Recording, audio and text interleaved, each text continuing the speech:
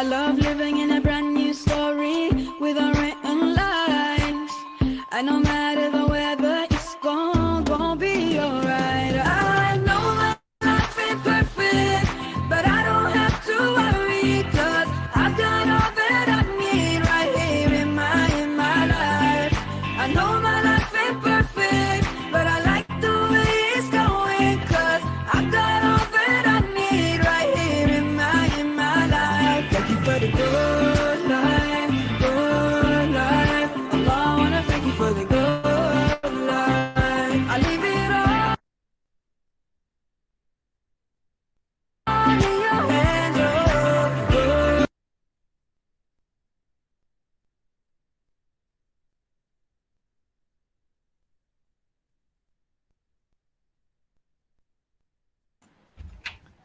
Ustaz dah bersedia ke?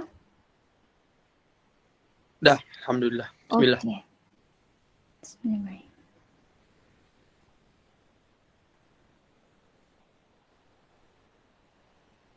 Okey. Melayang serindih di atas permatang, merbah berkicau di hujung muara. Pemanis kata selamat datang, awal bismillah pembuka bicara. Bismillahirrahmanirrahim. Assalamualaikum warahmatullahi wabarakatuh dan salam sejahtera. Selamat datang saya ucapkan kepada para penonton yang sedang menonton secara siaran langsung program Rasulullah SAW Inspirasi Terunggul di YouTube rasmi JBKC UiTM Johor Kampus Gaman. Bagi memulakan majlis kita pada hari ini, para hadirin diminta bersedia untuk menyanyikan lagu Bangsa Johor, Negaraku serta Wawasan Setia Warga UiTM.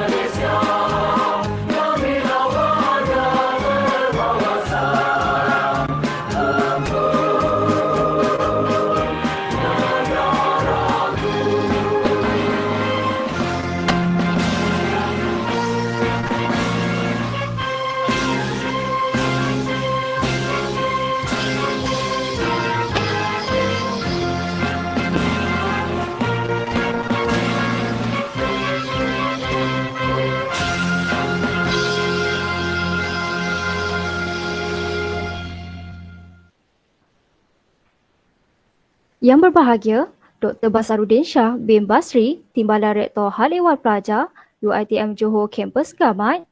Yang dihormati Ustaz Ahmad Adini bin Roslan selaku penceramah jemputan kita pada hari ini, yang berusaha Barisan Staf Presiden Kolej Kediaman C, Barisan Wakil Majlis Perwakilan Pelajar, Presiden Jawatan Kuasa Perwakilan Kolej Kediaman A dan B, Barisan Jawatan Kuasa Perwakilan Kolej Kediaman C serta para hadirin yang dikasihi sekalian.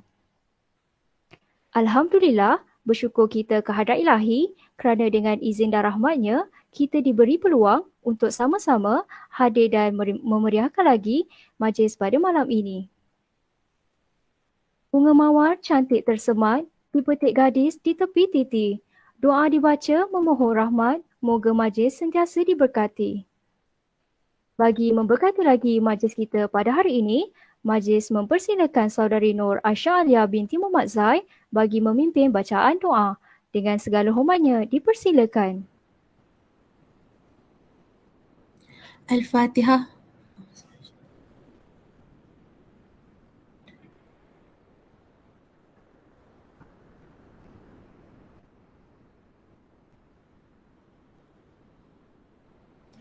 أعوذ بالله من الشيطان الرجيم بسم الله الرحمن الرحيم الحمد لله رب العالمين والصلاة والسلام على أشرف الأنبياء والمرسلين وعلى آله وأصحابه أجمعين اللهم إنك خلاق العظيم إنك سميع عليم إنك غفور رحيم إنك رب العرش العظيم إنك البر الجواد الكريم. Ya Allah, Engkaulah yang mempunyai segala kepujian. Engkaulah yang berhak menerima segala kepujian. Engkaulah yang berhak menerima segala kesyukuran. Engkaulah yang memiliki segala kepemerintahan. Di tangan Engkau segala kebajikan. Kepada Engkaulah kembali segala urusan. Allahumma ya Karim, ya Rahim. Cucurilah rahmat dan rahimmu ke atas majlis yang diadakan pada hari ini. Berkatilah ia dari awal hingga akhirnya. Ya fa'alul lima yurid. Kami juga memohon perlindungan daripadamu dari segala perkara yang boleh mencacat celakan majlis kami dan daripada segala perkara yang melalaikan kami dari berbuat taat kepadamu. Kepadamu juga kami serahkan segala urusan kami. Rabbana alaika tawakkalna wa ilaika anabana wa ilaikal masir fi kulli zaman wa fi kulli makan. Rabbana atina fid dunya hasanah wa fil akhirati hasanah wa qina adzaban nar. وصلى الله على محمد وعلى آله وأصحابه وسلم والحمد لله رب العالمين.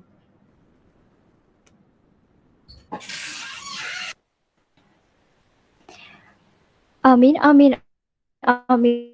Ya Rabbal Alia binti Muhammad Zai atas pimpinan bacaan doa sebentar tadi. Para penonton yang dihormati sekalian, sebelum kita meneruskan majlis, eloklah kiranya kita berkenalan terlebih dahulu dengan penceramah jemputan kita hari ini. Saya yakin ramai di kalangan penonton yang sedang menonton secara siaran langsung di YouTube Live sekarang sudah mengenali sosok penceramah jemputan kita pada hari ini. Namun, izinkan saya memperkenalkan beliau dengan lebih terperinci lagi. Nama diberi Ahmad Adini bin Roslan atau lebih mesra dikenali sebagai Ustaz Adini Roslan yang berasal dari Kelang Selangor. Beliau merupakan Ketua Eksekutif Tarbiyah Sentap, penulis buku, penceramah dan komposer. Beliau telah menjelajah lebih kurang 300 institusi di dalam dan di luar negara seperti New Zealand, Mersey dan Australia. Buku pertama beliau iaitu Tarbiyah Sentap telah terjual lebih daripada 100,000 naskah dan turut menghasilkan lebih 60 lirik lagu viral. Beliau sangat aktif di beberapa platform media sosial seperti Instagram, Facebook, Twitter, TikTok dan YouTube.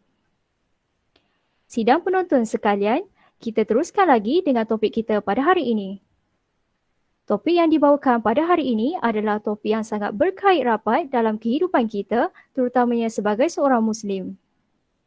Program Rasulullah SAW, Inspirasi Terunggu, tidak lain dan tidak bukan adalah program yang dianjurkan untuk memupuk sifat sayang dan cinta kepada Nabi Muhammad SAW di samping kita menginspirasikan beliau sebagai role model dalam menjalani kehidupan seharian kita. Tidak mahu menyentuh lebih lama lagi, Maka dengan itu, sebelum majlis diteruskan dengan slot ceramah yang akan disampaikan oleh penceramah jemputan kita, izinkan saya menyelitkan kata kunci kehadiran pertama iaitu 12 Rabiul Awal. Saya ulang, kata kunci kehadiran pertama iaitu 12 Rabiul Awal.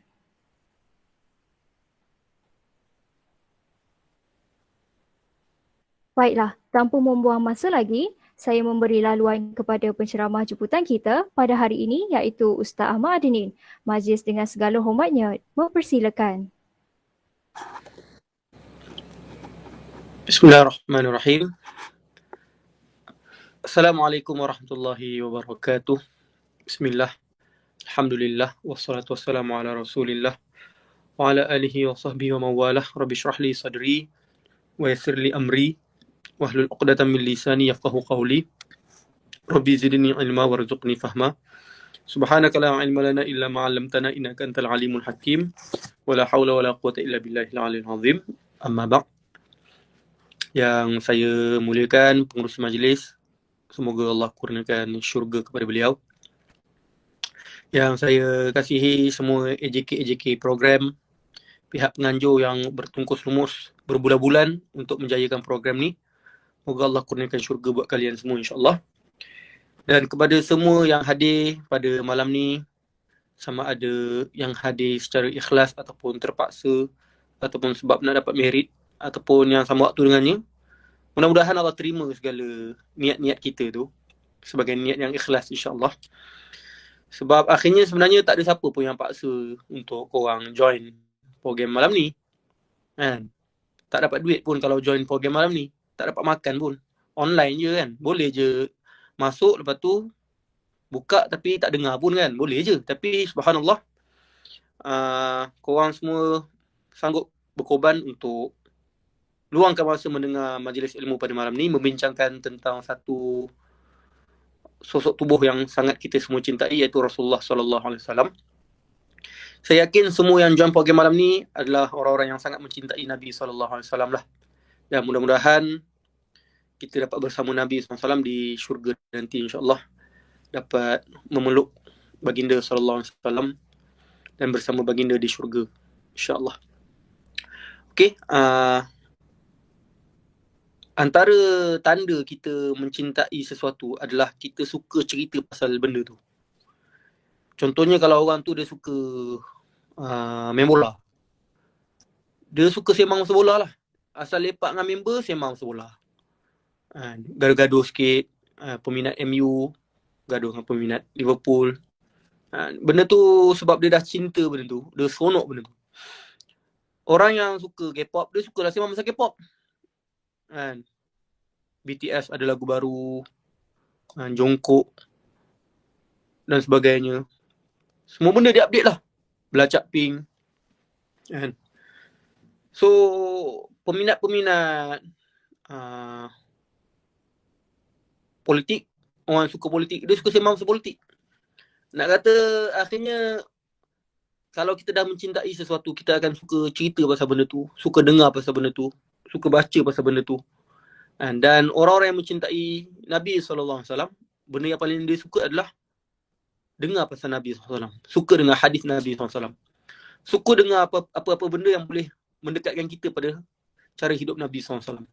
So mudah-mudahan pertemuan kita pada malam ni menjadi buktilah bahawasanya kita semua mencintai Nabi SAW. InsyaAllah.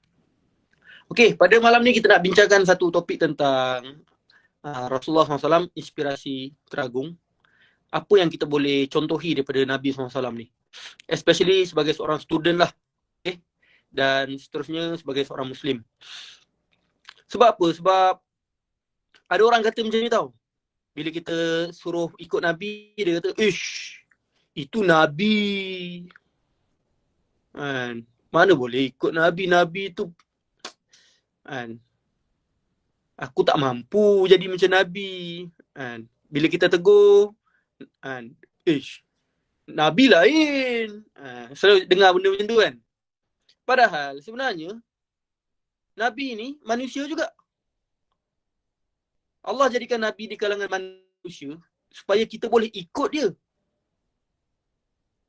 So, apa yang Nabi buat sebenarnya kita boleh ikut. Kita boleh contohi. Lainlah kalau Nabi tu malaikat kan. Masalahnya Nabi tu manusia. Qul innama ana basyarum mithlukum.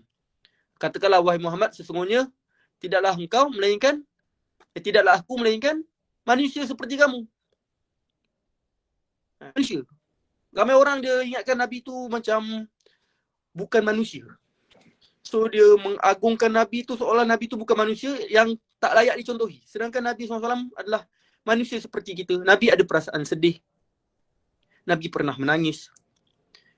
Nabi pernah kehilangan orang-orang yang disayang. Nabi pernah kematian isteri baginda Khadijah. Kematian anak. Semua anak-anak lelaki Nabi SAW semua meninggal.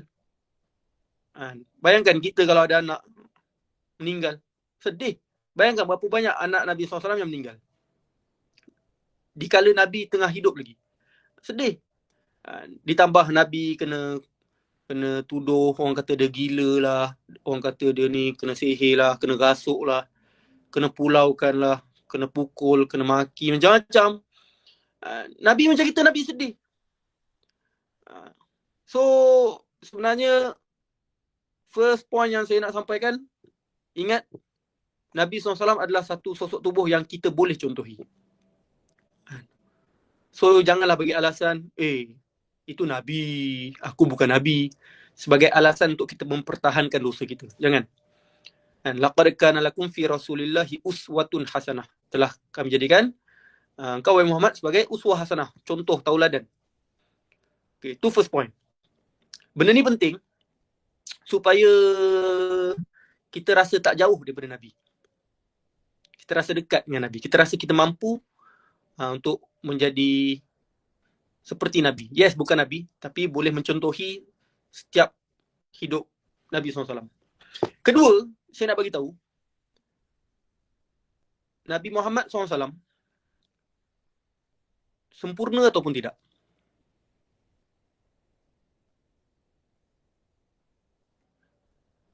Apakah definisi sempurna? Tu, sebelum nak jawab Nabi Muhammad SAW sempurna ataupun tidak, kena tahu dulu, sempurna tu apa? Ada orang kata sempurna tu maksudnya tak pernah buat silap. Tak pernah ada kelemahan walaupun sedikit. Tak pernah buat salah walaupun satu. Kalau macam tu, itu malaikat namanya. Betul tak? Nabi SAW pernah tersilap. Contohnya, ketika yang Allah menegur Nabi SAW dalam surah Abasa. Dalam surah Abasa, Allah cerita macam mana Nabi SAW lebih fokus dakwah kepada orang-orang yang ada kedudukan berbanding ada seorang sahabat nama dia Abdullah bin Maktum yang buta, yang lebih bersungguh nakkan Islam tu, nakkan kebaikan. Tapi Nabi tak fokus dia, Nabi fokus pada pembesar-pembesar. Kemudian Allah tegur Nabi. Bermakna sempurna tu bukanlah bermaksud orang kata langsung tak ada kelemahan. Tapi sempurna adalah macam mana kita hidup dan bangkit dengan kelemahan-kelemahan yang kita ada. Kita pun ada banyak kelemahan. Saya ada banyak kelemahan. Korang semua pun banyak kelemahan. Kita semua manusia. Tapi orang yang sempurna adalah orang yang macam mana dia baiki diri, dia bangkit dengan kelemahan-kelemahan yang dia ada dan dia menjadi orang yang lebih baik. Itu sempurna. Faham maksud saya? Benda ni penting tau sebab saya bagi contoh. Para Nabi dan Rasul maksum, betul kan? Maksum. Maknanya maksum ni Allah pelihara dia dan Allah ampuni dosa mereka. Tetapi ada hampir semua Nabi, Allah ceritakan dalam Quran, mereka pernah buat silap. Tetapi Allah lorongkan mereka untuk bertaubat dan Allah terima taubat mereka. Contohnya Nabi Adam. Nabi Adam pernah buat silap. Nabi Adam pernah makan buah khuldi. Betul. Dan akhirnya Nabi Adam bertaubat, Rabbana zalamna anfusana wa illam taghfir lana wa tarhamna lanakunanna minal khasirin. Ya Allah, aku telah zalimi diri aku sendiri, sekiranya Engkau tidak rahmati dan ampuni kami, nescaya kami termasuk di kalangan orang-orang yang rugi. Dan akhirnya Allah terima taubat Nabi Adam. Dan Allah naikkan darjat dia. Nabi Yunus alaihissalam pun pernah buat silap. Yang mana dia dakwah kaum dia dan kaum dia tak nak terima dakwah dia. Dan akhirnya dia lari. Kan? Naik satu kapal. Dipendekkan cerita, kapal tu nak macam penuh sangat, nak karam, nak tenggelam, terpaksa buang seorang. Undi, berkali-kali undi, Nabi Yunus lah orang yang perlu dibuang tu. Akhirnya dia pun dibuang ke lautan dan kena telan dengan perut ikan nun. Kena telan dengan ikan nun. Berada dalam kegelapan malam, kegelapan laut dan dalam kegelapan perut ikan nun. Selama 40 hari. Dan akhirnya Nabi Yunus bertaubat. Nabi Yunus kata, La ilaha illa anta subhanaka inni kuntu minadh zalimin. Tiada Tuhan melainkan Engkau, ya Allah, Maha suci Engkau, sesungguhnya aku termasuk di kalangan orang yang zalim. Lalu Allah terima taubat Nabi Yunus AS dan Allah bebaskan Nabi Yunus dalam perut ikan nun. Nabi Nuh pun pernah buat kesilapan, yang mana ketika Nabi Nuh dah marah sangat dekat kaum dia kan. Dan akhirnya Nabi Nuh doa supaya Allah SWT turunkan azab pada kaum dia. Sebab kaum dia dah terlalu teruk. Tak ada harapan nak berubah, orang kata. Tapi Nabi Nuh minta pada Allah supaya Allah selamatkan keluarga dia. Dan Allah bagi tahu, jangan risau, aku akan selamatkan keluarga kamu. Tapi bila banjir, ketika banjir sedang berlaku, dalam Quran Allah cerita macam mana Nabi Nuh panggil anak dia untuk naik sama-sama atas kapal untuk selamatkan diri. Tapi anak dia tak nak, anak dia kufur. Dan depan mata Nabi Nuh AS, banjir tu hanyutkan anak-anak dia dan anak dia mati depan mata dia. So Nabi Nuh sedih. Kesedihan Nabi Nuh membuatkan Nabi Nuh macam dia merungut pada Allah Taala. Ya Allah, kau kata kau nak selamatkan keluarga aku, tapi kenapa kau matikan anak aku? Dan Allah marah Nabi Nuh. Allah tegur Nabi Nuh.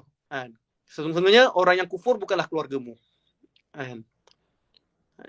So Nabi Nuh rasa bersalah sebab dia rasa macam tak beradab dengan Allah. Akhirnya Nabi Nuh minta ampun kepada Allah, wa illa taghfirni wa tarhamni aku minal khasirin. Ya Allah, sekiranya engkau tidak ampuni dan rahmati aku, sesungguhnya aku termasuk di kalangan orang-orang yang zalim.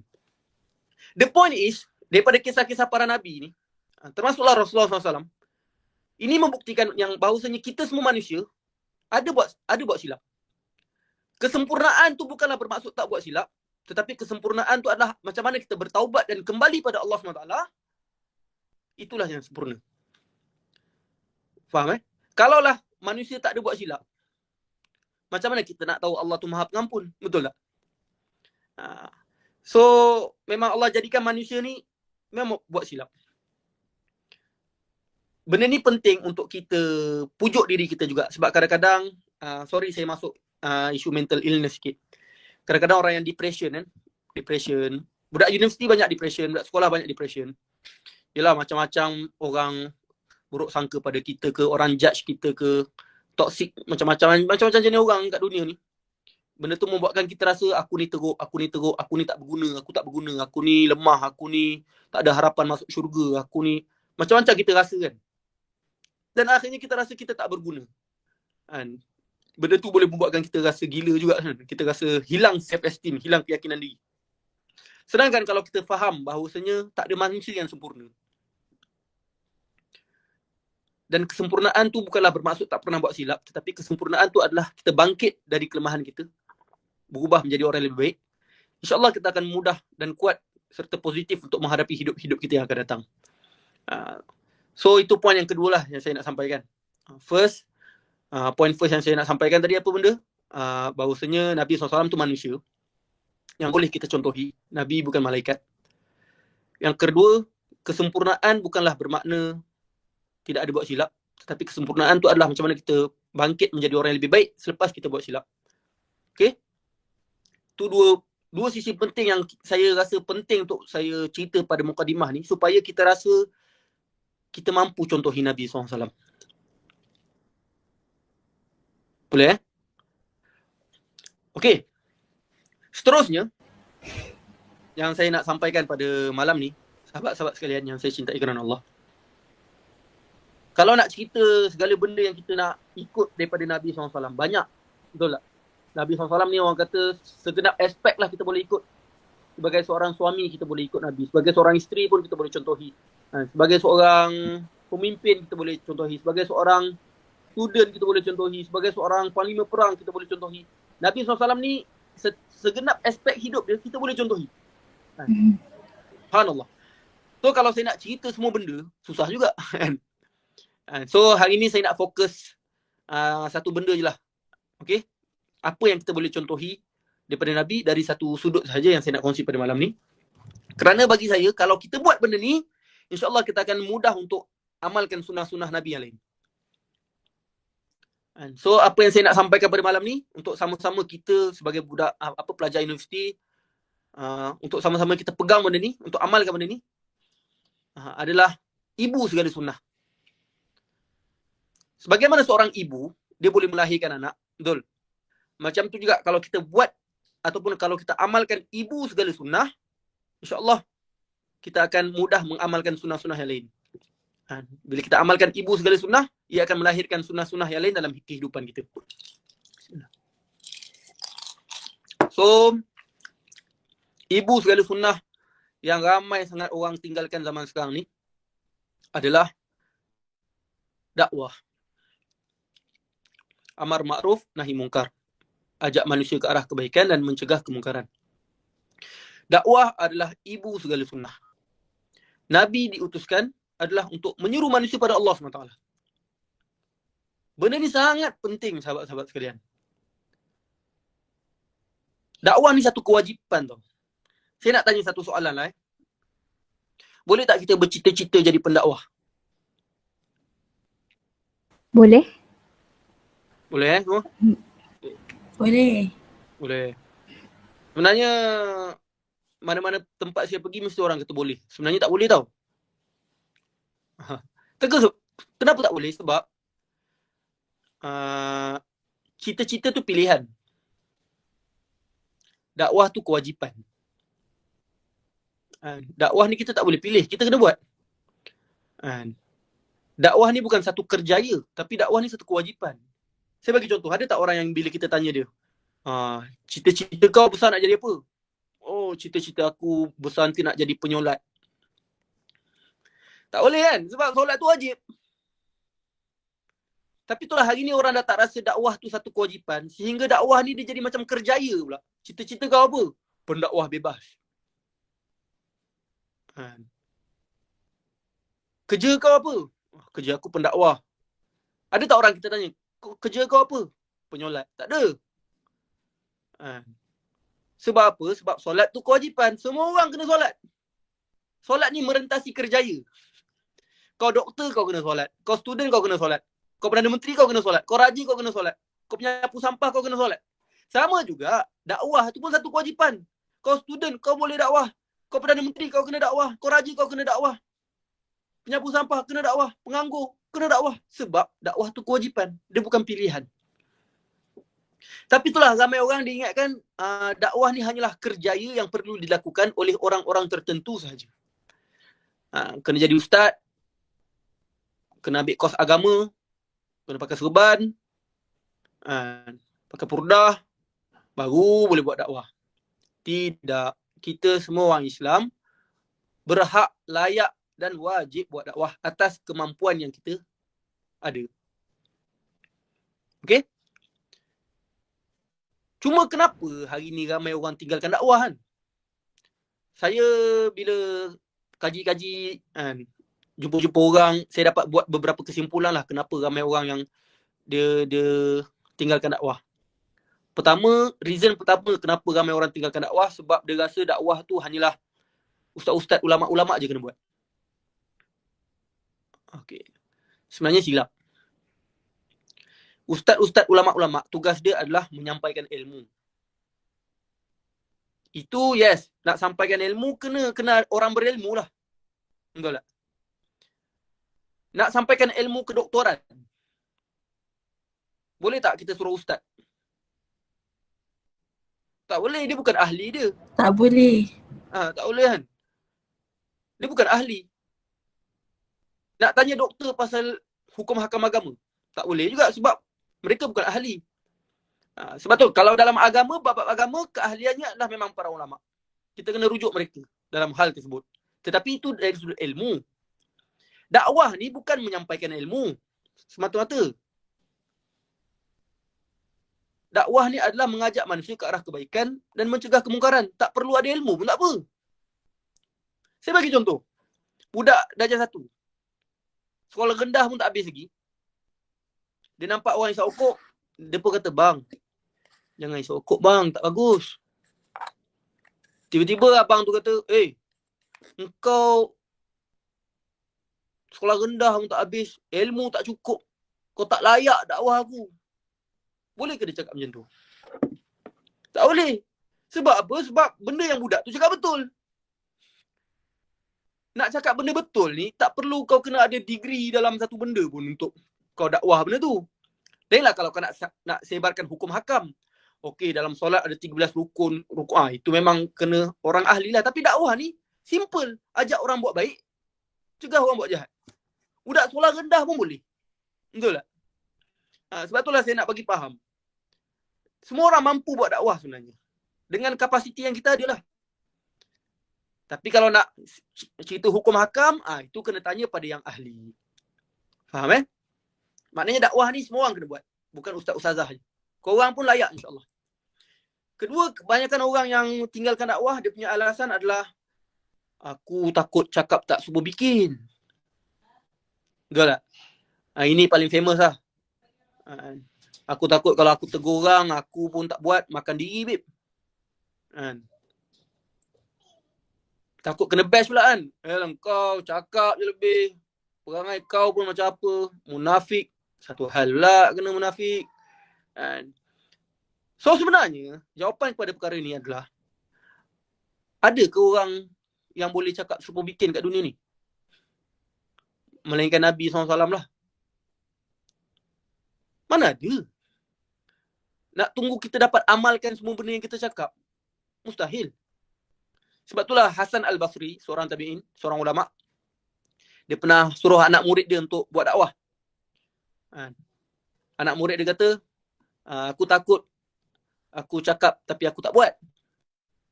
Lepas tu Hasan Al-Basri tegur anak murid dia. Hasan Al-Basri kata, siapakah di dunia ini yang mampu melakukan segala benda yang dia cakap?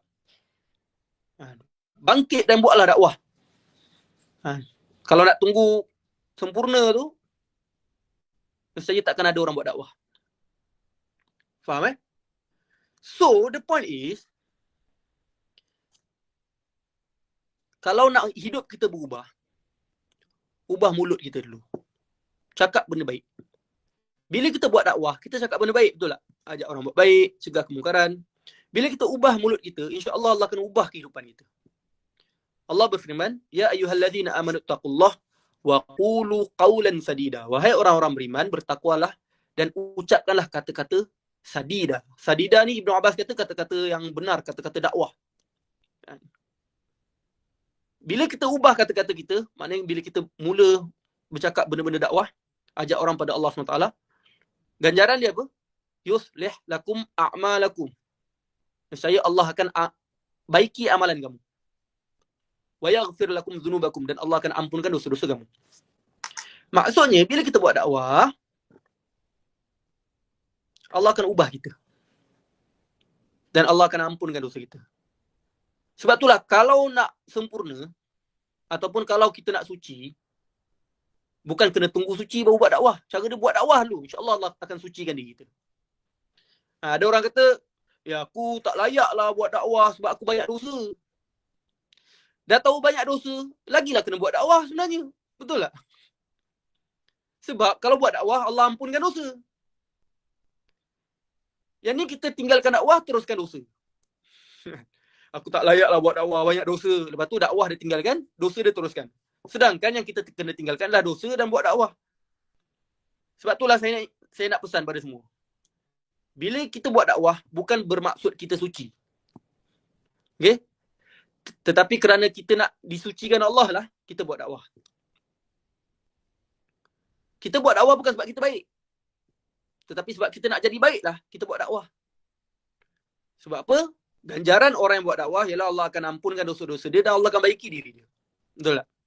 So janganlah bagi alasan aku tak sempurna, aku banyak dosa, aku takut cakap tak semua bikin untuk meninggalkan dakwah. Sebenarnya itu semua tipu daya syaitan. So itu antara reason lah kenapa orang tinggalkan dakwah. Ada banyak lagi sebenarnya tapi cukuplah ada tu. Okay, saya nak relate sikit dengan kehidupan student. Ada orang pernah tanya, Ustaz, macam mana nak stabilkan antara dakwah dan belajar? Betul tak? Senang je. Nak saya bagi tips tak? Boleh. Boleh? Nak. Ni cara pertama bagi saya. Okey. Kalau korang buat benda ni, insyaAllah korang boleh stabilkan semua benda dalam hidup. Cara dia adalah jangan tengok movie, jangan tengok drama, jangan main game. Jangan layan awet power bagai semua. Macam tu lah yang membuang masa kita, merosakkan hati kita. Betul, kadang-kadang kita rasa macam tak cukup masa. Padahal masa tu kita buang. Betul tak? Betul, So, Ustaz. bayangkan tengok drama, kita tengok drama, satu drama berapa jam? Berapa episod? Lepas satu drama satu tak habis. Lepas tu kata assignment tak siap semua. Orang ajak pergi program-program dakwah ke program agama ke, tak sempat assignment. Tak, sebenarnya kita je yang orang kata apa, tak urus masa dengan baik. Saya pergi Mesir dulu. Awal-awal saya pergi Mesir, saya punya guru dia pesan pada saya 3 benda. Dia kata kalau kau nak berjaya, kalau kau nak jadi orang hebat, jangan tengok movie, jangan main game, jaga ikhtilat. Mana jaga tak payah nak bercinta bagai semua. Kau buat 3 benda ni, hidup kau akan berubah. So alhamdulillah lah, start tu lah baru saya berjaya lah belajar tinggalkan movie, game dan sebagainya. Hidup saya rasa berubah 100%. Rasa macam banyak masa sebenarnya. So bila banyak masa tu, saya bukan sekadar boleh baca buku-buku untuk belajar tu. Bahkan saya boleh baca buku-buku yang di luar universiti.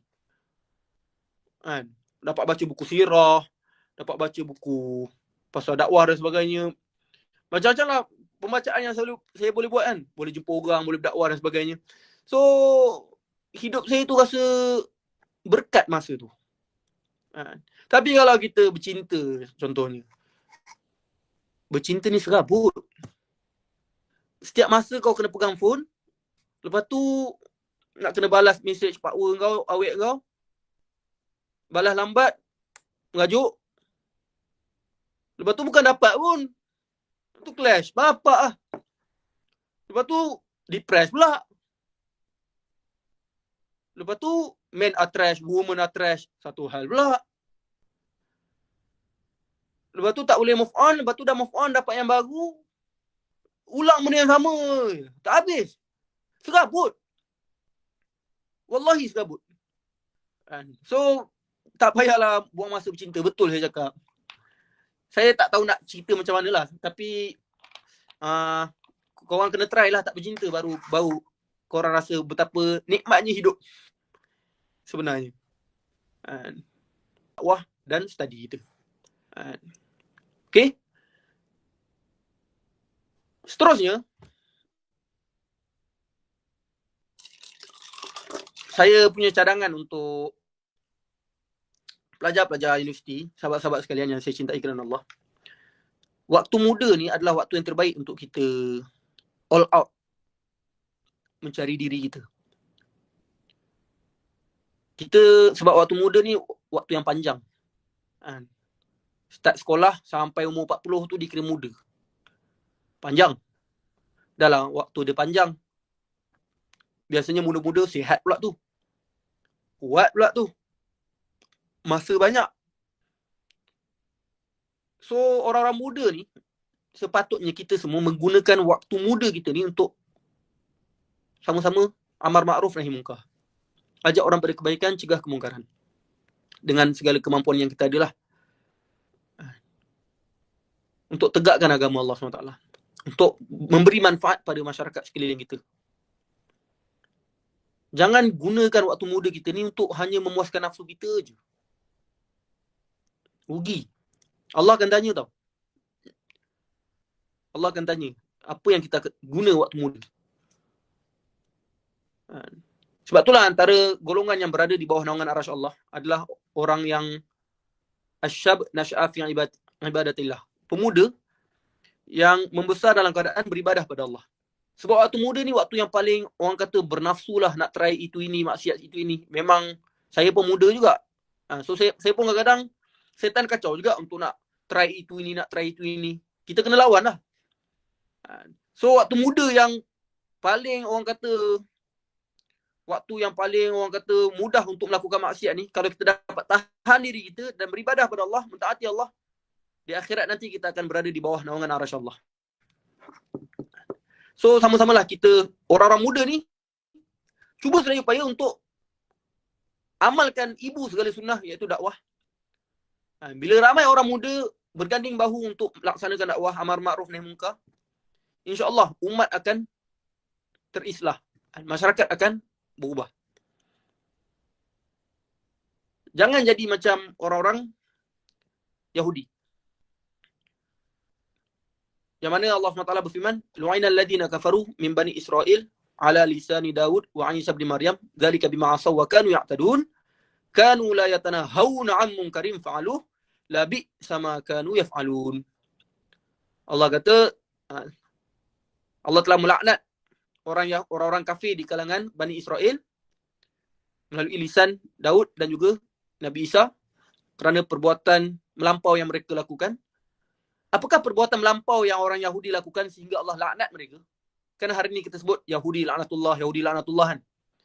Antara reason kenapa mereka dilaknat oleh Allah SWT adalah kanu la yatanahawna 'an munkarin fa'aluh. Kerana mereka tidak mencegah kemungkaran yang berlaku depan mata mereka. Labi sama kanu yaf'alun. Sesungguhnya perbuatan tidak mencegah kemungkaran itu adalah seburuk-buruk perbuatan. Hari ini kita boleh tengoklah macam mana family kita, rakan satu dom kita, rakan sekelas kita. Terlalu banyak benda yang perlu diubah. Betul tak? Diri kita pun banyak benda yang perlu diubah. Masyarakat sekeliling kita, orang-orang terdekat kita pun banyak benda yang perlu diubah. Kalau kita diamkan diri, macam mana Islam nak bangkit kan? Macam mana umat nak terislah? Kalau orang-orang baik mendiamkan diri dia, dalam keadaan sekarang ni musuh-musuh Islam sangat dahsyat serangan di terhadap Islam. Buka TV ada maksiat, buka radio ada maksiat, buka YouTube ada maksiat, buka media sosial ada maksiat. Buka Netflix, macam-macam jarum-jarum liberalnya, jarum LGBT-nya, jarum macam-macam lah.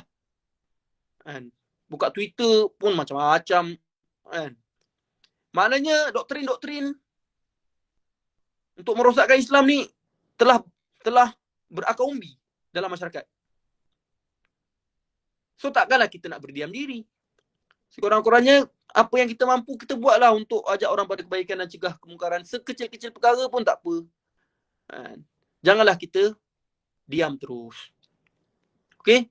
Bagi saya pentinglah benda ni sebab kalau kita kata nak ikut Nabi SAW, antara benda yang paling penting untuk kita ikut adalah perjuangan Nabi SAW.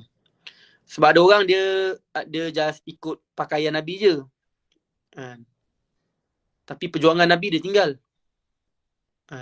Rugi. Bagi saya ada dua benda paling penting untuk kita contohi.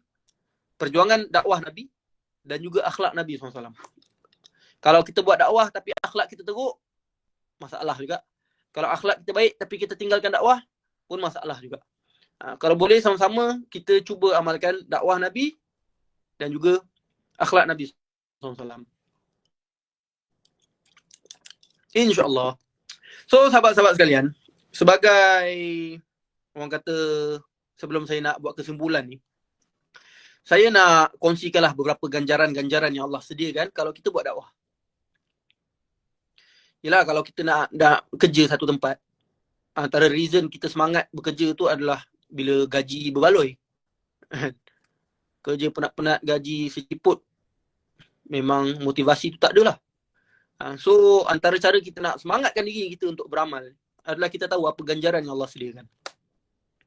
Pertama, kalau kita buat dakwah, macam saya bagi tahu tadi, adalah Allah akan ampunkan dosa-dosa kita. Allah akan ampunkan dosa-dosa kita. Dalil dia yang saya dah sebut tadi. Ya ayyuhalladzina amanu taqullaha wa qulu qawlan sadida. Wahai orang beriman, bertakwalah dan ucapkanlah kata-kata dakwah. Yuslih lakum a'malakum, nescaya kami akan baiki amalan kamu, wa yaghfir lakum dzunubakum, dan Allah akan ampunkan dosa-dosa kamu. Siapa tak nak kan? Kita ni dah banyak dosa, saya lah banyak dosa. Dosa mata banyak, dosa telinga banyak, dosa mulut, mengumpat orang sini sana. Saya memang susah jaga mulut. Kita lah. Kadang-kadang dosa hati, macam-macam lah dosa kita. Belum cerita dosa dengan manusia yang kita tak minta maaf pun tak terkira banyaknya. So kalau kita buat dakwah ni, antara ganjaran yang Allah sediakan, Allah akan ampunkan dosa-dosa kita, insyaAllah. Ganjaran kedua yang Allah sediakan untuk orang-orang yang buat dakwah adalah Allah akan masukkan ataupun Allah akan bagi jaminan syurga. Allah akan bagi jaminan syurga. Siapa tak nak masuk syurga? Kita hidup ni untuk masuk syurga lah, betul tak? Inilah perjuangan kita. So Allah dah offer dah cara paling pintas nak masuk syurga. Allah dah offer. Allah kata apa dalam Quran? Allah kata, ya ayyuhalladzina amanu, wahai orang-orang beriman, hal adullukum, tidakkah kamu mahu aku tunjukkan kamu ala tijaratin tunjikum min adzabin alim. Satu bisnes, satu perniagaan yang akan menyelamatkan kamu daripada api neraka. Biasakan orang datang kat kita offer bisnes kan. Kau nak tak aku ajak bisnes MLM ke apa? Kau akan dapat 1 juta dividen. Oh, semangat kita dengar benda macam tu. Ni Allah offer kita bisnes. Bisnes yang paling menguntungkan Allah nak offer kita. Apakah bisnes tersebut? Perniagaan tersebut? Tu'minuna billahi wa rasulih, beriman pada Allah dan Rasul. Wa tujahiduna fi sabilillahi bi amwalikum wa anfusikum, dan berjihad di jalan Allah, berdakwah dengan diri dan harta kamu. Zalikum khairul lakum in kuntum ta'lamun. Sesungguhnya itu lebih baik untuk kamu sekiranya kamu mengetahui. Ganjaran dia, yaghfir lakum dzunubakum, Allah akan ampunkan dosa-dosa kamu. Wa yudkhilkum jannatin tajri min tahtihal anhar, dan Allah akan masukkan kamu ke dalam syurga yang di dalamnya ada sungai-sungai yang mengalir. Wa masakin thayyibatan fi jannati adn, dan Allah sediakan tempat tinggal untuk kamu di dalam syurga Adnin. Itu paling best. Dapat masuk syurga Adnin. So, ini Allah offer ni. Kau buat dakwah, dijamin syurga. Subhanallah. Siapa tak nak kan? Syurga ni, dekat syurga, walakum fiha ma tashtahi anfusukum walakum fiha ma tad'un. Dekat syurga ni apa yang kita terdetik pun kita dapat, apa yang kita minta pun kita dapat.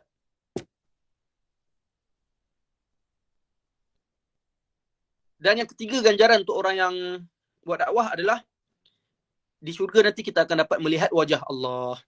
Nikmat paling besar dalam syurga bukan bidadari, bukan bidadara, bukan sungai-sungai, itu semua nikmat. Tapi yang paling nikmat dalam syurga adalah melihat wajah Allah. Kalau syurga tu pun dah cantik, bayangkan pencipta syurga macam mana. So Allah janji untuk orang-orang yang buat dakwah ni, lilladzina ahsanul husna wa ziyadah. Bagi mereka syurga dan juga tambahan. Tambahan tu apa? Ulama kata dapat melihat wajah Allah SWT. Nikmat yang paling agung. Tuhan yang kita sembah setiap hari, yang kita puji setiap hari. Siapa pernah nampak Allah kat sini? Tak pernah kan?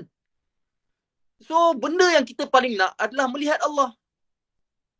Itulah kekasih hati kita, cinta hati kita. Tuhan yang kita sembah, yang kita sangat rindu. Orang yang betul-betul beriman, benda yang paling dia nak dalam syurga adalah melihat wajah Allah SWT. Dan untuk orang yang buat dakwah, Allah akan bagi nikmat ini. Ila rabbiha nazirah. Diorang duduk dekat macam sofa dalam syurga. Ila rabbiha nazirah. Dan ke arah Tuhannya, mereka melihat. Sangat nikmat. Mudah-mudahan kita dapatlah nikmat tersebut, insyaAllah. Okay, so kesimpulan pada malam ni sebelum kita buka sesi Q&A. Buatlah dakwah dengan segala kemampuan yang kita ada. Okay. First, saya punya pesanan dalam kesimpulan ni. Pertama, jangan tinggalkan dakwah. Banyak dosa macam mana pun, jangan tinggalkan dakwah. Saya pernah, time saya lepas SPM, saya pergi iktikaf kat masjid. Lepas tu ada guru saya, saya pergi dengan guru saya lah. Lepas tu tengah-tengah tidur tengah hari tu, time tu tengah tidur, rehat tengah hari. Kita orang tengah main-main lah kat luar masjid tu. Tiba-tiba guru saya tengah tidur, terbangun, dia bangun macam orang gila. Bayangkan tengah tidur macam ni, baring, bangun-bangun. Astaghfirullahaladzim. Ya Allah, astagfirullah. Saya pun apa hal? Macam ni kan? Cuak juga saya. Saya pun tanyalah kenapa kan? Rupanya dia kata dia mimpi. Dia kata dia nampak kita orang buat maksiat apa dalam mimpi tu. Dia kata dia nampak setiap seorang apa maksiat yang dia buat. Tapi dia tak nak cerita, dia kata. Saya cuak lah, alamak. Ustaz, saya buat maksiat apa? Cuak juga kan. So, dia tak nak bagi tahu. Cuma dia kata, dia pesan pada kita orang semua, apa-apa yang berlaku, dah buat dosa besar macam mana pun, jangan tinggalkan dakwah. Itu pesanan guru saya itulah. Teruk macam mana pun, dah buat dosa besar macam mana pun, jangan tinggalkan dakwah. Itu pesanan dia. So, dipendekkan cerita, malam tu, kita orang baliklah naik bas. Bas kita orang patutnya pukul 10. Tapi tangguh pukul 10.30. Lah. Lepas tu dia kata, starting mimpi dia tu, ada bas kena langgar trailer. Lagilah kita orang cuak, alamak. So, dia kata, harap-harap mimpi dia tu tak jadilah kenyataan. Maksiat-maksiat apa yang kita orang buat tu. Tapi the point is, dia kata, apa pun keadaan, jangan tinggalkan dakwah. Benda tu seriously saya cakap. Saya pegang orang lebih yakin untuk terima. Dan yang ketiga, antara pesanan saya juga sebagai kesimpulan ni adalah jangan putus asa lah untuk baiki diri. Macam saya cakap tadi, setiap para Nabi, Allah ada cerita tentang apa kelemahan mereka dan macam mana mereka atasi kelemahan mereka. Nabi Adam termakan buah khuldi. Nabi Yunus lari daripada kaum dia. Musa pernah tumbuk seorang orang-orang Fir'aun, tumbuk orang tu mati, tak sengaja. Nabi Musa kan kuat kan. Dia tumbuk tu mati pula orang tu. Terbunuh orang. Bukan main-main. Kita tak pernahlah terbunuh orang. Nabi Musa pernah terbunuh orang. Nabi Nuh, dia pernah persoalkan keputusan Allah kan. Yang Allah bunuh anak dia. Nabi Muhammad pernah utamakan pembesar Quraisy berbanding Abdullah bin Maktum, orang yang buta. Tapi dalam cerita-cerita ni, akhirnya semua para Nabi buat benda yang sama, iaitu kembali pada Allah sebalik. Kembali pada Allah, bertaubat pada Allah, bangkit jadi orang yang lebih baik. Itu yang kita kena contohi. Ini inspirasi terbesar untuk kita sebenarnya, which is dengan setiap kelemahan yang kita ada, baiki, minta ampun pada Allah, bangkit. Bukan give up. Ustaz, tapi susah Ustaz nak istiqamah. Enggak lah. Kadang dah berubah, jatuh balik dalam dosa. Dah berubah, jatuh balik dalam dosa. Istiqamah tu bukanlah maksudnya kita berubah lepas tu dah tak buat dosa langsung, terus jadi maksum, jadi malaikat. Tidak. Tetapi istiqamah tu adalah setiap kali kita jatuh, kita bangkit. Itu istiqamah. So, bangkitlah walaupun jatuh berkali-kali. Mudah-mudahan Allah terima usaha kita untuk kembali pada dia. Wallahualam, yang baik daripada Allah, yang buruk daripada diri saya sendiri. So, berbaki masa ni insyaAllah kita bolehlah sesi Q&A. Siapa nak tanya, bolehlah tanya kat YouTube ke, dekat sini ke, nanti moderator bolehlah bacakan soalan. Wallahualam. Assalamualaikum warahmatullahi wabarakatuh. Terima usaha kita.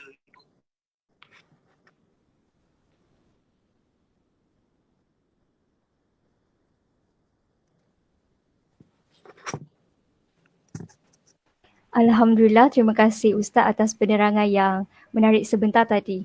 Kita beralih kepada sesi Q&A. Ada siapa yang nak tanya soalan?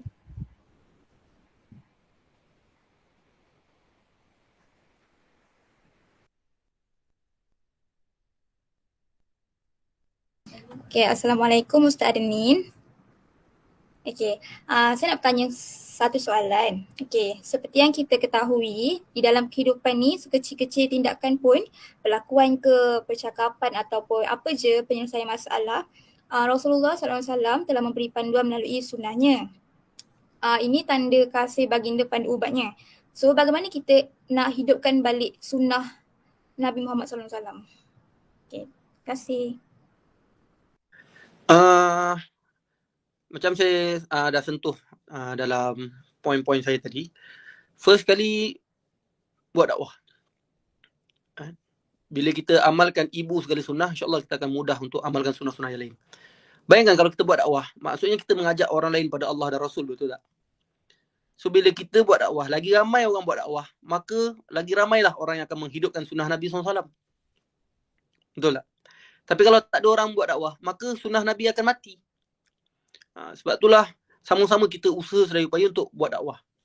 Dan bila kita buat dakwah, kalau perasan, kita akan mula malu nak buat benda-benda jahat. Betul tak? Bila kita buat dakwah, kita mula nak pakai tudung labuh sikit. Bila kita buat dakwah, kita mula nak berakhlak baik sikit. Bila kita buat dakwah, kita mula jaga perkataan kita sikit. Sebab apa? Sebab kita akan rasa malu. Yelah, kita ajak orang buat baik, tapi kita sendiri yang tak buat. So kita malu.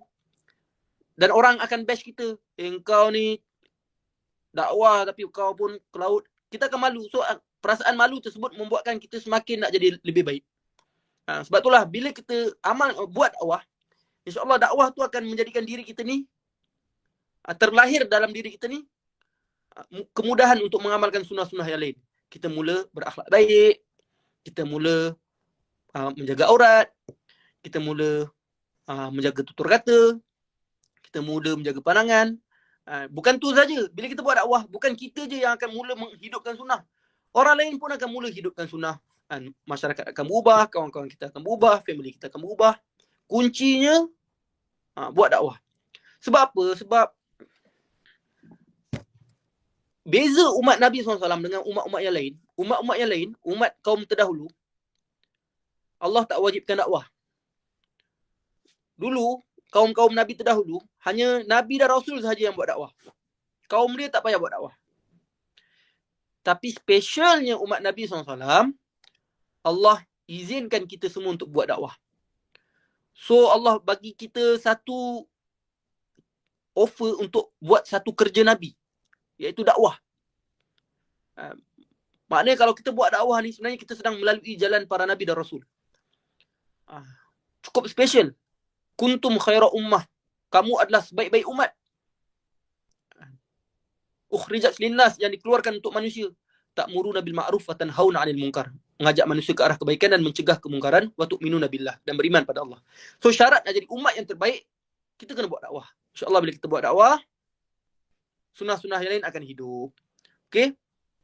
So antara tips lain, selain nak selain kita nak buat dakwah ni, cara kita nak hidupkan sunnah dalam diri kita adalah dengan kita membaca sirah. Membaca sirah Nabi SAW. Saya nak suggest antara kitab sirah yang kita boleh baca lah. Korang boleh beli je kat Shopee. Sangat bagus kitab sirah ni. Ditulis oleh Syekh Safi Rahman Al-Mubarakfuri. Ada terjemahan Melayu. So korang search ni. Nampak tak? Tak tahu nampak ke tak? Rahiq Makhtum. Rahiq Makhtum. Dia punya cover ni. Korang beli buku ni, harga dia berapa? RM60 je kot. Keluaran PTS tak silap saya. Ke Yadim. Korang beli kat Shopee. Korang buat target. Ya Allah, tahun 2022 ni, aku nak habiskan buku ni. Buku Rahiq Makhtum ni, dia 700 muka surat. Tapi kitab sirah yang paling orang kata, antara kitab sirah yang paling disarankan untuk baca oleh ulama'-ulama'. Saya dah baca buku Rahiq Makhtum ni time umur saya form 4.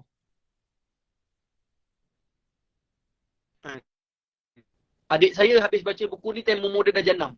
Adik saya lagi gila lah. Sebab adik saya tu dia sangat-sangat minat sirah.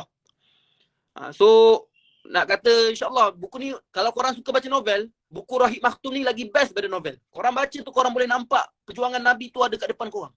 Memang menitiskan air mata, wallahi. Lepas korang dah baca buku Rahiq Makhtum, Rahiq Makhtum ni dia cerita daripada sebelum Nabi lahir sampai Nabi wafat. Detail. Dan antara buku lain yang korang boleh baca adalah Fiqh Sirah. tulisan Dr. Ramadan Al-Buti. Fake sirah ni, dia cerita sirah tapi pendek. Lepas tu pengajaran dia apa? Sirah ni pengajaran dia apa? Sirah ni pengajaran dia apa? Kalau yang buku tadi tu, dia tak ada pengajaran. Dia cerita sirah je. Kalau buku fake sirah, dia cerita pengajaran, apa ibrah yang kita boleh ambil daripada kisah Nabi. Bagi saya, baca sirah ni antara cara terbaik lah untuk kita menghidupkan sunnah dan mencontohi Nabi SAW. Sangat penting. Dan yang ketiga antara yang kita boleh amalkan, first dakwah, kedua baca sirah, ketiga kalau boleh hidupkan bacaan hadis di dalam dom korang ke, ataupun sekarang ni PKP kat rumah kan, baca kat rumah dengan family. Ada banyak kitab-kitab hadis sebenarnya. Antaranya buku Muntakhab Hadis, ditulis oleh Maulana Yusuf, ataupun buku Riyadus Salihin yang ditulis oleh Imam Nawawi. Boleh search kat Google semua tu. Boleh search kat Shopee. Beli setiap hari, lepas maghrib ke lepas isyak ke tak kisah. Kumpul family, kumpul satu dom. Jom kita baca 3-4 hadis. Kalau kita baca setiap hari, setahun, kira sekejap kalau sehari baca 5 hadis, setahun kita dah boleh baca 1825 hadis. Banyak tu. Kalau istiqamah 10 tahun, 10,000 lebih hadis kita boleh baca. So, itu antara cara lah kita, bila kita baca hadis Nabi SAW, seolah-olah Nabi sedang bercakap dengan kita kan. Kita boleh tahu apa yang Nabi sarankan kepada kita. So, insyaAllah benda tu memudahkan kita untuk menghidupkan sunnah Nabi SAW. Wallahualam. Soalan yang baik. Masih Asma'? Soalan seterusnya. Assalamualaikum Ustaz. Okay. Saya nak tanya, ada pelajar ni tanya daripada YouTube. Dia tanya kalau kita solat, kita tersalah sikit arah kiblat, sebagai contoh sepatutnya arah kiblat tu ke kiri, tapi kita tersalah arah ke kanan. Macam mana ya Ustaz? Mohon penjelasan. Kalau kita masih ada waktu dan kita perasan kita salah, maka batalkan solat pada arah kiblat yang betul. Faham tapi kalau benda tu dah jadi lepas 10 tahun baru kita tahu kiblat salah, tu tak ada masalah, dimaafkan. Faham Sebab perbuatan-perbuatan yang kita tak tahu ataupun tersalah ataupun terlupa, Allah maafkan. Tetapi kalau benda tu di ruang waktu yang sekejap, contohnya kita tengah solat, baru perasan habis solat, kiblat salah. Ada masa untuk kita solatlah balik. Wallahualam.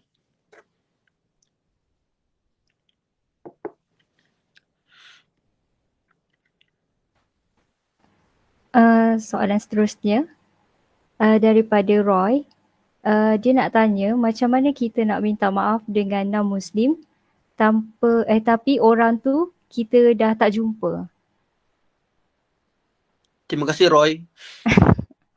Okay Roy, macam mana cara kita nak minta maaf dekat sesiapa je lah, orang Muslim ke non-Muslim, tapi kita tak jumpa dia dah. Betul tak? Mungkin kita ada curi duit dia ke, kita pernah mengumpat dia ke, kutuk dia ke apa. So cara dia adalah kalau kita banyak mengumpat dia sebelum ni, cara kita nak tebus kalau kita tak tahu nak minta maaf kat dia sebab tak jumpa adalah dengan kita banyak cerita kebaikan tentang dia. Faham tak? Contohnya kalau dulu kita banyak kutuk dia, kau tahu tak dia ni bodoh dan sebagainya. Kita cerita kebaikan dia. Kau tahu dia sebenarnya baik, banyak kebaikan dia. Kita tebus balik lah. Faham Kalau kita pernah fitnah orang, kita bagi tahulah yang sebenarnya kita fitnah. Kita mengakulah yang kita fitnah. Dan kita ceritalah kebaikan-kebaikan orang tersebut. Okay? Dan sebenarnya saya nak buat satu ruang perbahasan. Pernah kita dengar kan, kalau kita minta maaf, kalau kita buat salah dengan manusia, kita wajib minta maaf. Betul? Tapi kalau dia tak maafkan, adakah Allah akan ampunkan dosa kita? Ataupun kita tak ada akses untuk minta maaf. Kita dah bertaubat, dah berubah, kita dah tak buat benda-benda jahat, kita dah tak zalimi orang dan sebagainya. Tapi kita tak ada kemampuan nak minta maaf kat semua orang tu. So adakah Allah akan ampunkan dosa kita? So para ulama berbeza pandangan tentang benda ni. Ada yang kata wajib minta maaf. Tapi ada juga yang kata bahawasanya kalau kita dah bertaubat dengan taubat nasuha, which is kita dah berubah total hidup kita, walaupun kita tak minta maaf, tapi kita dah tak ulang benda tersebut dan menyesali benda tersebut, insya-Allah Allah akan ampunkan juga. Sebab apa? Ada dalil yang menguatkan hujah ni. Antaranya adalah ada kisah yang mana orang tengah berperang, kan. So ada orang kafir tu dia bunuh orang Islam. So berdosa lah bunuh orang, betul tak? Tapi berlalu waktu, orang yang bunuh orang Islam tu masuk Islam. Lepas tu mati syahid juga. Bila dekat syurga, orang yang dia bunuh tu masuk Islam. Silap. Orang yang dia bunuh tu masuk syurga, dia pun masuk syurga. So terkejut, bukan kau bunuh aku ke? Macam mana kau boleh masuk syurga? Oh, aku dah masuk Islam. Maknanya, adakah dia minta maaf kat orang tu? Minta maaf, sorry aku bunuh kau. Sebelum dia mati, tak minta maaf pun kan? Tapi nak kata bila seseorang tu dah taubat dengan taubat nasuha, dah betul-betul tinggalkan perkara, dah tak buat jahat kat orang, dah tak zalimi orang, dengan ikhlas, Allah akan ampunkan juga. So mudah-mudahan, wallahualam, pendapat mana yang betul saya tak tahu. Tapi mudah-mudahan pendapat yang paling tepat adalah pendapat yang kedua ni lah, which is kalau kita bertaubat dengan taubat nasuha, Allah ampunkan juga. Sebab susah nak minta maaf dengan semua orang tu. Betul tak? Susah sangat.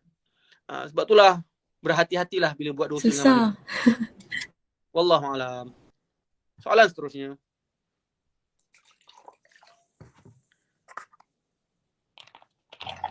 Assalamualaikum Ustaz. Waalaikumsalam. Ada pelajar tanya dari comment section dekat YouTube Live. Dia tanya, saya nak tanya macam mana kita nak buat teguran dekat someone tanpa diri sendiri rasa bersalah. Itu je. Terima kasih. Kita tegur orang dalam keadaan kita tak rasa bersalah. Dia mungkin Kita nak tegur someone tanpa diri sendiri rasa bersalah sebab tegur orang tu. Okay. First thing first, kenapa kita perlu rasa bersalah kan? Sebab kita buat benda betul. Itu first thing first lah. Kita buat benda betul. Cuma, dalam nak buat benda betul, cara kena betul. Buat benda betul cara salah, Allah tak terima. Buat benda betul cara salah, Allah tak terima. Buat benda salah cara betul pun Allah tak terima. Faham So nak Allah terima, syarat dia dua. Buat benda betul dan cara yang betul. Sebagai contohlah nak solat. Benda betul. Tapi kalau kita solat kot kepala kita sendiri, isyak 5 rakaat, Allah tak terima. Sama juga kalau kita nak buat dakwah, nak tegur orang. Cara dakwah tu benda betul, tapi cara kita salah. Kau bodoh lah. Bila nak berubah? Contoh. Maki hamun orang, dakwah maki hamun orang. Kau ni confirm masuk neraka. Orang macam kau ni tak ada harapan nak masuk syurga. Orang macam kau ni, Allah takkan ampunkan. Kita menghukum orang kan. Tak betul. Kita dapat dosa sebenarnya. Ataupun sekarang ni tengah banjir kan. Selangor banjir sebab orang Selangor banyak dosa. Bala daripada Allah. Sedap-sedap je. Macam mana kita tahu banjir tu sebab Selangor banyak dosa? Habis kalau macam tu, Kaabah pernah banjir, adakah sebab Kaabah banyak dosa? Belum tentu. Benda ni kuasa ketentuan Allah. Allah je tahu kenapa dia uji satu tempat. Jangan mudah-mudah kita blame orang yang diuji dengan kata-kata kau diuji sebab kau banyak dosa. Jangan macam tu. Untuk diri sendiri tak apa. Mungkin aku diuji sebab aku banyak dosa. Boleh. Tapi bila orang lain diuji, jangan mudah-mudah kata kau diuji sebab kau banyak dosa. Tak boleh. Macam mana kau tahu? Betul tak? Sebenarnya Nabi Ayub AS, Nabi Ayub antara Nabi yang sangat berat ujian dia. Nabi Ayub ditimpa penyakit yang sangat dahsyat. Seluruh fizikal dia kena penyakit sehingga lidah dia je boleh bergerak. Orang tengok dia, orang nampak jijik. Dan Nabi Ayub ditimpa penyakit tu 18 tahun. 18 tahun. Isteri dia je yang jaga dia. So bila 18 tahun diuji penyakit macam itu, adalah beberapa kaum Nabi Ayub ni, dia kata kat Nabi Ayub, kau diuji sebab kau mesti ada buat dosa yang tak pernah orang buat kat dunia ni. Sebab tu kau diuji teruk macam ni. Nabi Ayub dengar macam tu, Nabi Ayub sedih. Nabi Ayub Nabi kot. Tiba-tiba kaum dia kata, kau diuji 18 tahun ni sebab kau ada buat dosa yang orang lain tak pernah buat. Sebab itulah Allah tak tolong kau. Sedih Nabi Ayub. Dan akhirnya Nabi Ayub berdoa dan akhirnya Allah sembuhkan Nabi Ayub time tu juga. The point is, sebenarnya perangai blame orang engkau ni diuji sebab kau banyak dosa. Ini sebenarnya perangai buruk daripada zaman dulu lagi. So jangan ikut. Berbalik pada soalan, dalam kita nak dakwah orang, elakkan kita menghukum. Menghukum tu bukanlah maksudnya kita cakap benda ni haram. Itu bukan menghukum. Itu menerangkan hukum.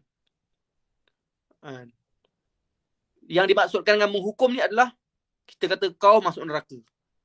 Itu tak boleh. Kau kafir. Padahal dia orang Islam. Kita kata orang macam kau ni lebih baik murtad je. Tak boleh. Okay? Elakkan menghukum. Tugas kita dalam dakwah ialah kita sampaikan kebaikan, tegur je.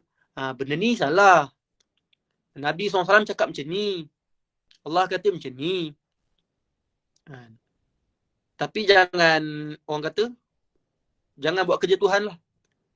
Kau tak ada harapan nak ubah. No. Hukum jangan. Kita menerangkan benda yang betul dan menerangkan benda yang salah dan ajak dia untuk ubah. Rasa takut tu normal. Biasalah kita takut kan. Takut orang tak terima kita. Benda tu normal. So, antara cara kita nak kuatkan diri adalah kita ikhlaskan diri kita. Ya Allah, aku buat dakwah bukan untuk ubah orang. Ni saya nak pesan. Kita buat dakwah, nak tegur kawan-kawan kita bukan untuk ubah dia orang. Tapi untuk ubah diri kita sendiri. Kalau dakwah kita, tujuan dakwah kita untuk ubah orang, bila kawan kita tak berubah, kita akan sedih. Betul tak? Kita akan give up. Tak pun kita akan marah. Apa, hati keras.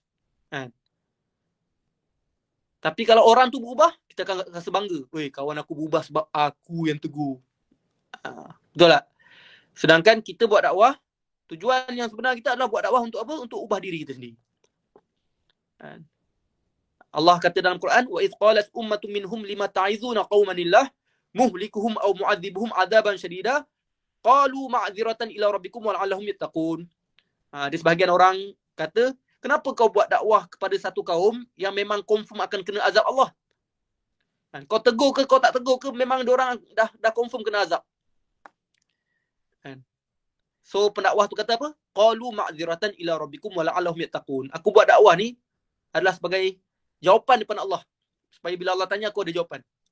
Wa la'allahum yattaqun. Dan mudah-mudahan mereka berubah, bertakwa.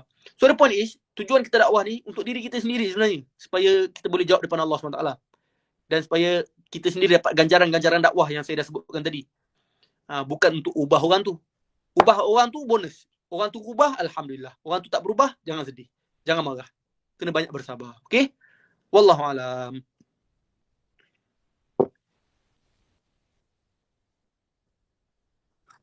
Soalan lagi? Kalau ada.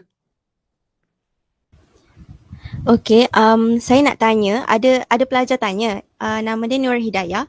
Saya nak tanya, boleh ke kalau kita menebus kesalahan atau membayar hutang kita dengan buat kebaikan seperti menderma atas nama orang yang kita pernah buat salah? Sekejap, saya baca komen dia. Sekejap. Macam mana kalau kita menebus kesalahan atau membayar hutang kita dengan buat kebaikan? Okey, maknanya kalau kita ada hutang orang lah. Kalau kita hutang orang, kita wajib bayar hutang tu. Tapi kalau kita dah tak jumpa orang tu kat mana, maka kita boleh menderma atas nama orang tu. Tapi kalau kita dah derma atas nama orang tu, tiba-tiba kita jumpa orang tu, kita kena bayar juga hutang orang tu. Melainkan kalau dihalalkan. Faham Saya ulang. Hutang wajib bayar. Kalau orang tu dah hilang, kita pun tak tahu pergi mana, tak tahu nak akses macam mana, maka kita boleh menderma atas nama orang tu. Derma kat masjid ke, pusat zakat ke, apa-apalah. Tetapi kalau lepas kita dah derma atas nama orang tu, tiba-tiba kita jumpa orang tu, kita still wajib bayar hutang tu. Melainkan kalau dia halalkan. Faham Wallahu alam.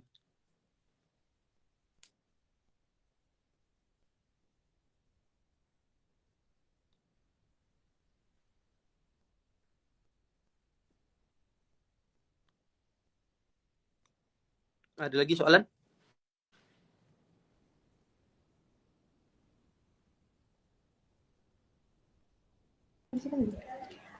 Soalan daripada Echa 17.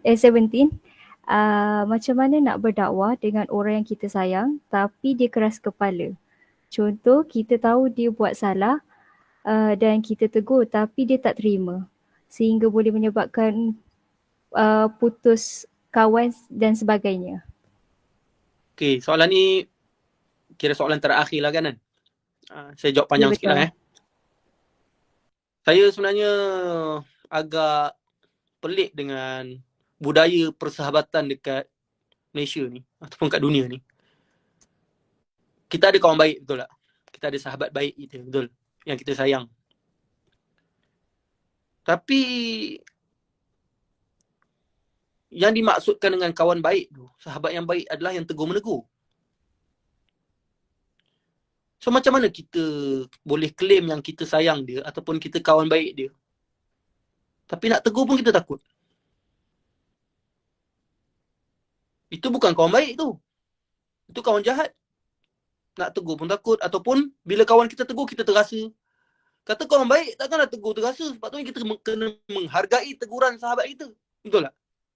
Tapi kenapa budaya persahabatan dekat dunia sekarang ni adalah bila kawan kita tegur, padahal rapat, kawan kita tegur, kita marah, kita terasa. Padahal kita patut appreciate terima kasih tegur aku. So first kali cuba muhasabah balik lah. Betul ke kita kawan baik? Betul ke kita sedang bersahabat baik dengan dia, ataupun selama ni kita bukan sahabat baik pun, kita sahabat yang jahat. Kita membiarkan dia dalam maksiat ataupun buat maksiat sama-sama. Nak tegur takut, bila kena tegur terasa. Tolong buang budaya macam ni. Sepatutnya kita kena appreciate orang-orang yang menegur kita. Sebab itulah sepatutnya orang yang kita perlu jadikan kawan baik adalah orang yang menegur kita, bukan orang yang buat maksiat sama-sama dengan kita. Tapi kita tu lah, kita suka kawan dengan orang yang buat maksiat sama-sama dengan kita, yang happy go lucky kan. Tapi bila orang tegur kita, kita awkward. Kita tinggalkan, alah budak ni poyo lah, budak ni ekstrim sangat lah. Tak bagus macam tu. Sepatutnya orang-orang yang menegur kita lah yang kita perlu kawan. Itu first. Kedua, macam saya cakap, dakwah ni memang tak ada cara lain. Dakwah ni confirm akan ada orang terasa. Percayalah saya cakap saya. Power mana pun kita dakwah, confirm orang tu terasa juga. Yang paling power dakwah kat dunia ni siapa? Nabi SAW lah kan. Kaum dia terasa tak? Terasa. Orang Quraisy, keluarga Nabi sendiri memerangi Nabi kot. Kita tak adalah sampai kena perang. Tegur kawan kita isytihar perang. Tak ada. Nabi SAW yang paling power dakwah, kaum dia terasa sampai nak perang, nak bunuh Nabi. So janganlah hanya kerana takut kawan terasa, takut putus kawan dan sebagainya, membuatkan kita rasa takut nak tegur tu. Tapi tegur ni banyak cara lah. Tegur ni tak semestinya dengan cakap. Ada orang saya nampak bila dia tegur, sikit tegur. Sampai kawan-kawan kita pun annoying lah juga kan. Sikit-sikit tegur, tengah gelak-gelak, happy-happy, gelap menggelapkan hati. Alamak. Tengah panas, neraka lagi panas. Semua benda kau nak. Tak adalah sampai macam itu. Kadang-kadang dakwah ni bukanlah semata-mata dengan kata-kata. Tapi korang tunjukkan akhlak yang baik pada kawan korang tu pun tu satu dakwah. Saya bagi contoh Saya ada kawan ni, dia memang dia kata dia dah couple 13 kali. Sepanjang dia couple tu saya tak tegur dia lah sangat. Saya cuma rapat dengan dia. Belanja dia makan. Kalau dia ada masalah, saya tolong dia. Sampai dia tahulah kalau dia ada masalah, dia tahu nak cari siapa. Sampailah kali ke-13 tu dah clash. Dia kata time clash kali ke-13 tu yang paling berat lah dalam hidup dia. Sebab dah tunang, putus tunang bagai semua kan. Lepas tu baru dia tanya saya, sebab mana kau tak apa lah. Time dia dah start tanya kita, time tu lah baru kita bagi nasihat. Ingat dekat dia, betul tak? Sebab dia sendiri yang datang minta nasihat. So alhamdulillah sekarang dia dah kahwin dengan perempuan pakai prudah yang dia tak pernah couple pun. Dah dapat 2 orang anak dah pun, alhamdulillah. Dah bahagia dah pun. So dan antara rajin buat dakwah juga. So the point is kadang-kadang dakwah ni bukanlah semata-mata kita tegur. Lepas tu nak dia berubah serta-merta. Tak. Tapi step by step, rapat dengan dia dulu, bagi hadiah kat dia dulu, bagi dia sampai dia tahu kalau dia ada masalah, dia nak tanya siapa, nak cari siapa. Step by step, boleh jadi lepas 10 tahun baru dia berubah, 20 tahun dia baru berubah. Yang penting, step by step. Okay? Jangan semua benda nak tegur. Wallahualam.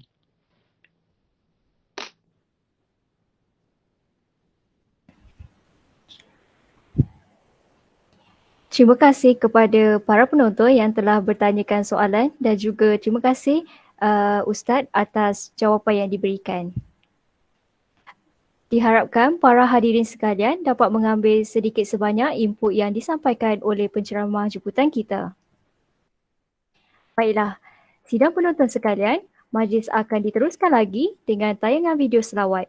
Diharapkan para hadirin yang dikasihi sekalian bersedia dan bersama-sama mengalunkan selawat ke atas junjungan Nabi Muhammad SAW.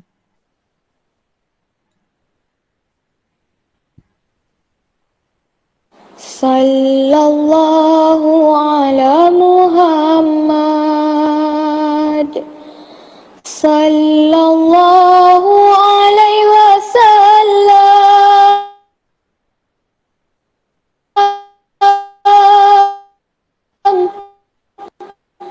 Samad. Sallallahu alaihi wasallam. Ya Nabi salam alaika. Ya Rasul salam alaika. Ya Habib salam alaika. Salawatullah alaika. Sallallahu ala Muhammad. Sallallahu alaihi wasallam. Sallallahu ala Muhammad. Sallallahu alaihi wasallam. Ashraqal badru alaina. Fahtafat minhu buduruh. Mithla husnika ma ra'ayna. Qattu ya wajha sururi. Sallallahu ala Muhammad. Sallallahu alaihi wasallam. Sallallahu ala Muhammad. Sallallahu alaihi wasallam. Anta syamsun, anta badrun, anta nurun fawqa nuri, anta iksiru wa ghali, anta misbahu suduri. Sallallahu ala Muhammad. Sallallahu alaihi wasallam. Sallallahu ala Muhammad.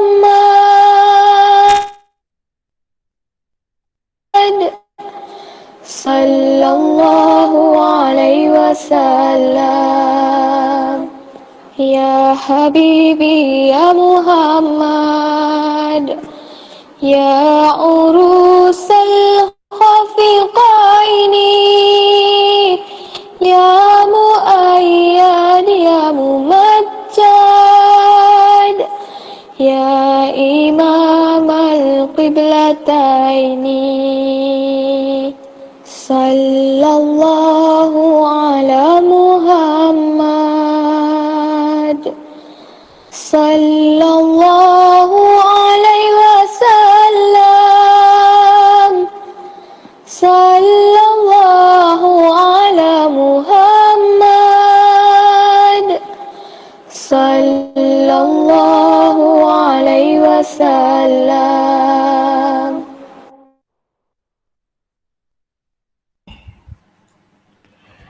Ribuan terima kasih diucapkan kepada para penonton yang sudi hadir dalam majlis kita pada hari ini.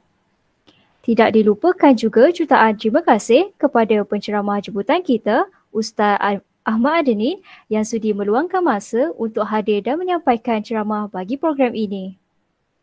Sebelum tirai majlis ditutup pada malam ini, izinkan saya untuk selitkan kata kunci kehadiran kedua, iaitu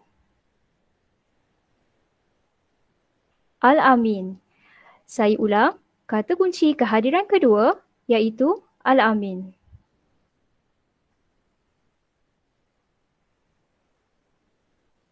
Hadirin sekalian, kita teruskan lagi dengan nyanyian lagu UiTM di Hatiku dan diikuti dengan bacaan tasbih kifarah bersama surah Al-As yang akan dipimpin oleh saudari Nur Asha Alia binti Muhammad Zai. Majlis mempersilakan.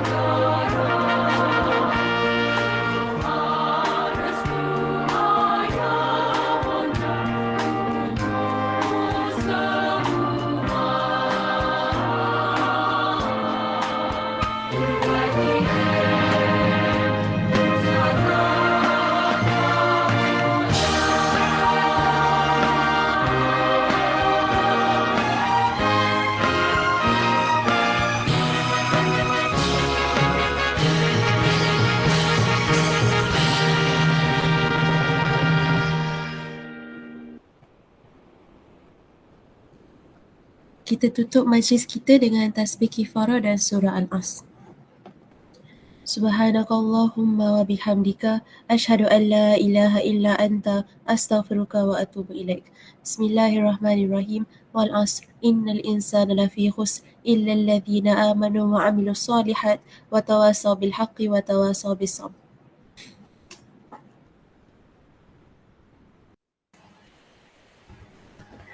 Di dahan ara hinggap kenari, hinggap sekawan di pohon jati. Terima kasih saudara dan saudari memberi tumpuan sepenuh hati.